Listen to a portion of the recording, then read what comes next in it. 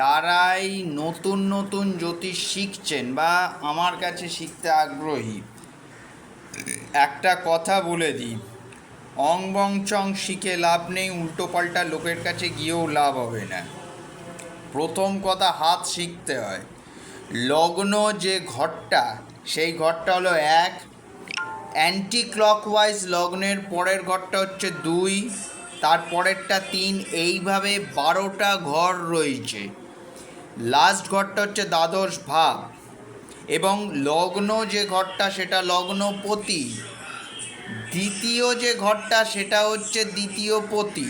এবারে আপনি ধরুন আপনার দ্বিতীয় বসে আছে বুধ, কিন্তু দ্বিতীয় পতি হচ্ছে আপনার বৃষ রাশির ঘর, তাহলে কিন্তু দ্বিতীয় পতির যে অধিপতি সে হচ্ছে কিন্তু শুক্র। কোনো মতেই বলবেন না আমার দ্বিতীয় পতি বুধ, তাহলে কিন্তু আপনি ভুল শিখবেন।